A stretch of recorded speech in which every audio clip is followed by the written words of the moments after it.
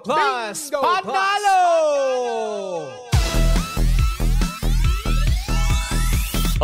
Eto na mga bangga! Talaga nga naman, oras na naman para sa pamimigay ng papremyo! At sa atin yan ang Bingo Plus! Bingo sa saya, plus sa panalo! Kaya nga naman mga pangga, gaya pa rin ng dati, diba? Wala kayong mapwedeng gawin kung ipakinggan at titigan lamang ang bola na lalaglag sa ating Pinoy Drop Bola para malaman nyo ang lucky card for the day para sa programang Baklitas. Yes! At ang bola na ito ay hawak ko. Ayan. At lulunukin ko. Charot, hindi. Sira. Paglunok ko doon natatakbo. 2-5. Lunukin mo yan. Hindi na rin. Kamamatay ko pa yung 2-5. Laki-lakihan mo naman. Anyways, ako mga panggaya, ito na atin ang isushoot ang bola mula sa ating Pinoy Drop Bola. Ayan, ng bongga para malaman natin kung ano nga ba. Ganun bakla mag-shoot. Ayan, ganun talaga, syempre, alam mo naman kung tayo nga sa dilim, di ba, alerto tayo sa mga tano. Hoy, walang basketball sa dilim. Ito na ang lucky card para sa programang Baklitas ay 9 of Hearts, 9 of Hearts, 9 of Hearts, 9 of Hearts, 9 of Hearts. Ayan, ewan ko kung hindi nyo pa matandaan. Paulit-ulit na yan, ha? 9 of Hearts. Wala kayong mga pwedeng gawin, Kung hindi ayan, diba? Wala kayong mga pwedeng gawin kung itandaan lamang lahat yan. Para makuha nyo ang 500 pesos na premyo on air, plus kung kayo ang maswerteng makukuha at mapipili, plus additional 500 pesos yan for a total of 1,000 pesos. Ang laki yan, diba? 1,000. Ganon kasimple. Gusto ng Ilang kilo na ng bigas yan? Uy, ang dami. Parang ano na ito, kulang-kulang na 25 kilos yun. Kasi yung 25 kilos ngayon nasa 1,2 na diba? May mga ganyan. Isang sako na yun. Fairness! Diba? At syempre mga panggayan po muna ang ating pangga Bingo Plus Panalo. At hindi yan sa atin ang Bingo Plus, Bingo sa saya, plus sa panalo. Bye, Bing Bing! Cheers, miss! Gabaglita! With Tita Cora and Kapitana Sisa. Diba? Same, pero iba! We are number 106.7 Energy FM! Pangga, wag mong sabihin radyo. Sabihin mo!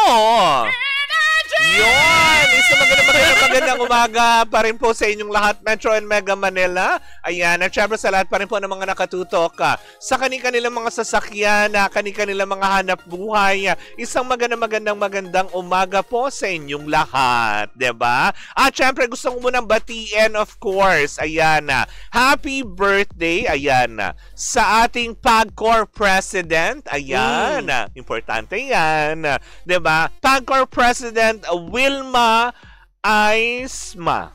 O, diba? Wilma Aisma? Oo, Wilma Aisma. O, diba? And former DBP Director.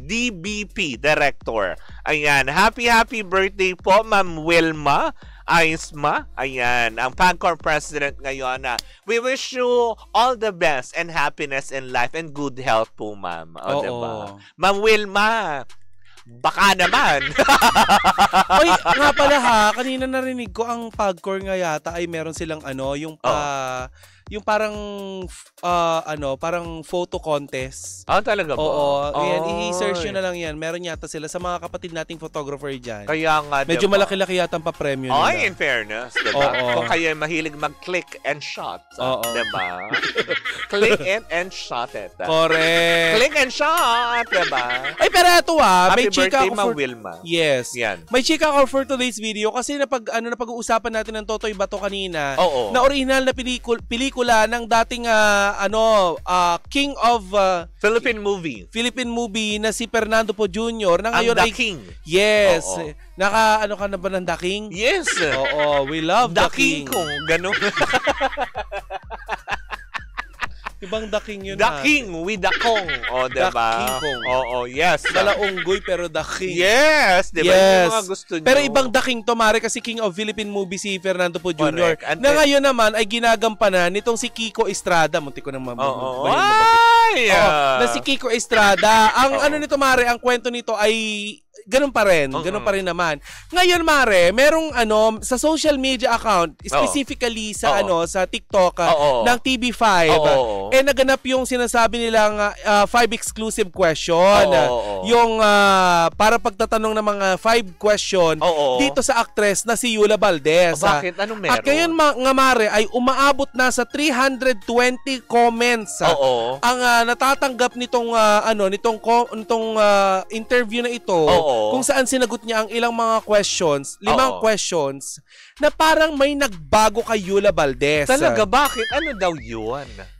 Kapansin-pansin nga, Mare, na parang may nagbago sa way niya ng pananalita. 'Di ba kung matatandaan natin, Mare, si Miss Maricel Soriano, noong mga panahon din na parang may nagbago sa kanyang pananalita. Yung parang, alam mo nag-grind. Na ganyan. Share ko doon sa inyo, ganun. Baka mabagong botox. Actually, yun din ang isa sa mga iniisip ko. Pero ang ibang mga netizens sa comment section, Mare, iba yung mga iniisip nila. Ano? Kesyo sabog daw, kesyo ganito. Binigyan na naman nila ng ibang pakahulugan. Diba? Siyempre, hindi naman siguro haharapin sa camera kung talaga nga naman totoo yung mga akusasyon. Diba? Tsaka for sure, hindi naman kukunin niya ng TV5 kung alam nilang addictus benedictus hindi yan. Kasi diba, totoo yan na experience yan, totoo yan ng mga mahilig mahilig ano mo yun? Cosmetic skeme. Ganyan. Alam naman natin kapag sinaksakan ka talaga ng botox, diba? Sino nga ito? Si Welcome Earthlings. Yung kandidata din, diba? Na hindi siya makapag sa Q&A kasi bagong botox din siya. Baka naman ganun. I come in peace. I come in peace. Welcome Earthlings. I cannot speak kasi bago akong botox. Hindi, alam mo, kung sa totoo lang, pinanood ko yung mga dating exclusive interview kay Yula Valdez at yung interview niya ngayon, may naiiba nga, Mare. Ay, talaga? Parang may something talaga na hindi ko maipaliwanag kung pero iba yung Yula Valdez ngayon sa Yula Valdez dati na na talagang energetic. Hindi. Yung parang dating sinasabi mo, iba yung parang Diamond Star noon. Iba yung ngayon. Diba? Ngayon kasi, yung Yula Valdez ngayon na napapanood natin dun sa TV5, ang daming extrang galaw. At saka ang daming paganon. Baka naman kasi may pinoportray lang siyang role sa Totoy Bato. Interview ganun. Diba yung mga ganun? Baka naman nagsisilaw. Dilastra ka pa rin. Ay, naku. Hindi kasi Mara, siguro nga. Feeling ko kasi, di ba, may tinatawag ang mga actress na method acting. Di ba? Pero kasama siya sa Totoy Bato, di ba? Yes. Ano role niya doon? Yan ang hindi ko pa Mare, hindi ko pa pero runner, charot. Kasama nga niya alam mo, gusto kong subaybayin tong Totoy Bato. In fairness. Kasi kasama niya dito yung sa GMA7 dati, GTV. Yung nag-reporter ano ba pangalan to? Kasabayan ni Iluwa mo, dali, ipapasal natin. Baka nasa dulo na naman ng dila mo yung kasabayan ni Barbie Portesa. Si Bea Binene. Yun. Ayun, kasama niya. Nandun din si Cindy Miranda. At saka ilang pang dating mga kapamilya at kapuso actor and actresses.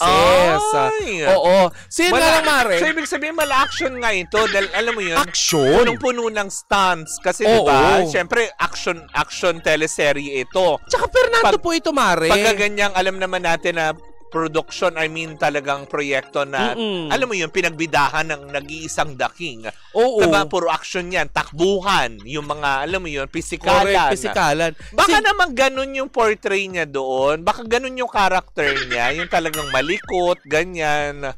Yun nga lang, Mare, kasi dilat, ganyan. Baka lang siguro sa makeup, 'di ba? Kasi hindi na, 'di ba, minsan kapag lalo na yung lipstick doon ni Yula Valdez, parang nude color. Tapos 'di ba, ni Yula Valdez, parang kanyang trademark na yun, lagi siya akmang gano. Smoky eye. Yes. Kaya sobra siguro kaya dilat. Baka ganyan na. Huwag niyo na mabigyan ng ibang pakahulugan ng mga tipong yung mga tao doon. Diba? Mag-comment lang Ano yung comment ng isa? Sabog siya, sabi ni Sabog siya. Amel? Diba? Amel ang pangalan. Paano nyo malalaman ang isang sabog kung hindi nyo din yung pinagdaanan? Diba? Correct. Paano siguro nakaka-relate sila. Diba? Relate? Ganon. Oo. Kung makapag-comment naman kayo, medyo diba? ngiwi daw, mga katulad ganon. din yung kay Maria, diba? Kung makapag-comment kayo, diba? Yung mga ganyang aspeto na, diba? Na imbis sa alam mo yun, na panoorin natin siya dahil syempre, supportahan natin mga proyektong ipinilalabas para ma-entertain tayo. Pero ito kasi kay Maria Mare, naalala mo, di ba pinatawag pa siya sa Senado? Oo. May mga ganun. Diba? Yung may mga ganun. Dahil nga doon, diba, sa case niya na, oo. Diba, na meron... Pat session. Meron daw yung mga ganun paghuhubad paglabas ng pondo. Yung may mga ganun diba, na link sa kanya yun. Sabi ganyan ay, baka bago lang yung denture or what? Hindi, feeling ko naman din talaga, feeling ko baka bagong Botox yun. Oo. Kasi diba, ganun hanggang talaga dito lang yun na igagalaw niya. Oo, diba? Yung mga ganong aspeto. Kasi ang hirap gumalaw pag bagong Botox ka na kahit pag galit na galit ka. Diba nga? Si Angelica Panganiban nga, diba?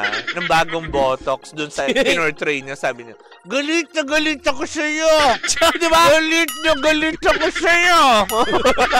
Kasi, Rupa may kinto. Sinabi niya nung nagpa-botox siya, nagsisisi daw siya. Kasi hindi daw pumantay yung pes. Malay nyo, gano'n naman si Yula. Baka dito siya nilagyan. Baka naman pa ganyan. Oo, Kaya siguro ganun siya magsalita, bagong Botox lang. Oo, kayo naman, grabe naman. Hindi pwedeng ganun. Si Mario Palmera, all the way from New York, Cubao, Antara. Oo. Uy, malapit sabi ni... Diba? Sting lang yan. Buhay na buhay. Baka naman kasi minsan, 'di ba, pag ganyan sinushoot, baka naman after nung taping 'yon. Baka naka-energy drink. Hindi, baka naman kasi, alam mo 'yung katatapos na lang ng taping, tapos syempre, kung may mga fight scenes, kaya medyo hagardo 'yung itsura. Hindi siya haggard Ano? Fresh siya, yung unnecessary kayo siguro naman, yung ang dami nyo namang galaw. napapansin. Kasi diba? nakita natin mga comments, Mare. Diba? Ayan. Di siya ganyan magsalita dati, sabing ganyan. Ay, paano pala? May kapangalan ka pa dito. Ano? May nag-comment Kapitana, OMG, Miss Amor Power. Okay. Oo. I think there's something wrong with her. Pareho na sila ni Soriano. Ay, talaga ba? Niwi na. Wala naman din kayo napapatunayan, kaya wag naman natin silang akusahan. Oo. Na nakakaloka. Saka nyo na sila anuhin kapag may napapatunayan na kayo. In fairness, hello sa mga taga-Cubao, lalong-lalo na kay Mario Palmera, nasa New York. Alam mo, dati kami nasa Miami niya. Diba? Diyan nakatira yung dati ko madrasta. Wag nyo banggitin name ni...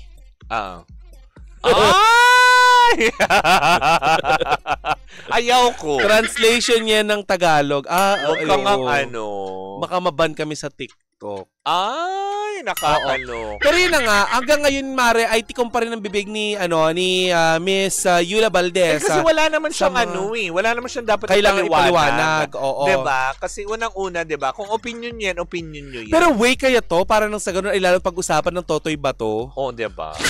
Ano, naakma sa title? Ganon. Sa Tagalog ay bato, at sa adik ay syabo. Diba? Pero, alam mo, knowing Yula Valdez sa mga ginampanan niyang mga roles, di naman niya siguro gagawin to, Mari, sisirain niya yung karir niya. Oo, diba? Tsaka isa ba, sabi ko nga sa'yo kanina, diba? Kung talagang alam mo yun, totoo yung sinasabi ng tao na bangag nga siya. No? Sa tingin mo ba, magpapashoot siya ng ganyan? At hindi naman pagkakatiwalaan ng TV5 diba? Ang ganitong klase ng mga artista na alam nilang sabog. Oo, diba? Yung mga ganon. Actually, isa siya sa mga nire-respeto, tinitingala ko. Lalo-lalo mga Amor Power Days niya with Jim Garcia. Yes. Diba? Yung mga ganon. Siyempre, considera na rin natin na, siyempre, nagkakaedad na. Diba? Siyempre yung galawan naman, hindi naman yung maligalig na maligalig eh. Oo. Mabuti ko alam mo yun, makikita nyo siya na na nagwawalis sa bubong. Yun. Tsaka tapos kumakanta na Stone. Sa Tagalog ay bato, at sa adik ay syabo. Ganyan. Napasobra daw sa Sting yung things. Grabe naman. Ayos sa Sting. Ayos sa Sting. Ay, Sting, ano to? Diba? Ayos sa Sting. Oo. Ligalig. Correct. Diba? Dilat-dilat ka.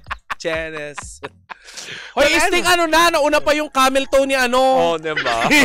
Alden sa nag-viral. Uy, tinatakpan na niya ngayon. Kaya magpa-picture siya. Ang babastos nyo kasi. Huwag nyo kasing punahin ng punahin.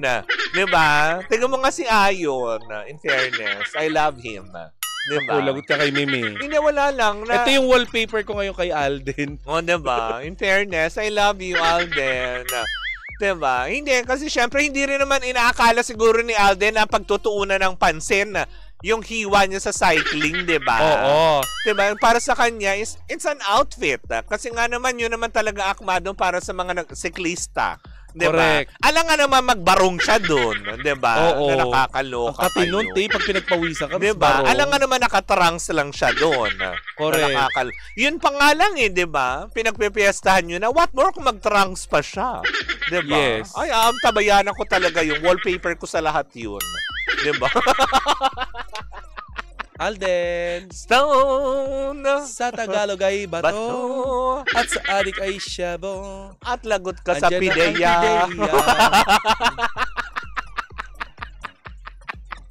Grind pa mo. But anyways, Grinding while growling. Diba? Oh. May kilala tayong ganyan, diba? Oo, pero Tinanong wala. pa nga ako Ha? Tinanong ako noon. Talaga kung kukuha ka? Hindi, sabi pa nga yun sa akin, tapatin mo nga ako, Kapitana. Adik ba ako?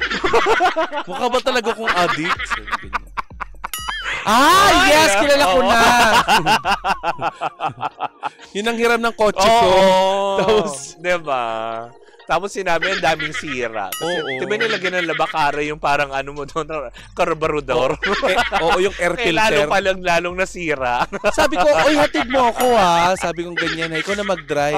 Iniwan ako sa basement ate, dala yung kotse ko. Diba? Na nakakaloka. Ang lakas mo, pre. Sabi ni Dave Ronquillo, ano daw? Ay, nako. Wallpaper reveal. Ayan, mukha ko po. Diba? Yan lang. Wala ako si pa Alden. Nakakaloka. I love Alden. I love him also. Everybody loves Alden.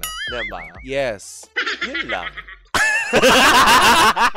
Ayaw ko na. But anyways, mga mangga, maraming salamat po sa inyong pagantabay. Uy, magkita-kita po tayo. Ayan na. Saan? Sa mamaya po dyan sa may Araneta Center, Cubao, dyan sa may Novotel. Dahil nandyan po yung mga boys from na in Wild parang after party, yung parang Magic Mike. Mamaya ba yun? Yes, mamaya po yan. Tayo ay naimbitahan ng Bingo Plus para masaksihan at makadaupang palada ang mga kalalakihang nagahat. Dahil sa Sabado po yan mapapanood sa New Frontier. Yan, or yung Kia Theater na tinatawag. Yan po yan, ang Wild After Party. Parang mga opa. Grabe, kung ang Korean. Korean buns. Ganon. Ayun. Talagang dilat na naman yung mga bakla. Kaya dinaantok ako, nakaganyan yung mata ko. Hi boys, diba? Diba? Anyways, maraming salamat na po sa inyong pagantabay. Muli po ako po si Kapitana Sisa. At ako ang hindi babasa ng comment ni Mario Palmera. Alam mo, ipapahamak mo kami, Mario. Diba? Ako po si Tita Cora. And we are still same pero iba. Tuloy-tuloy pa rin po ang ating tugtugan. Siyempre, dito po lamang yan sa number 106.7 Energy FM. Pagdawag mo sabihin radyo. Sabihin mo.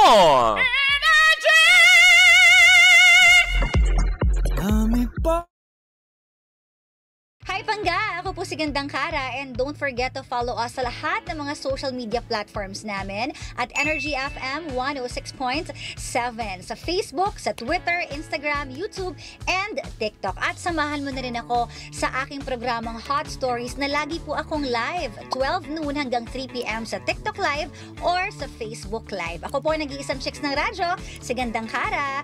Panggawag mo sabihin radyo, sabihin mo, Energy!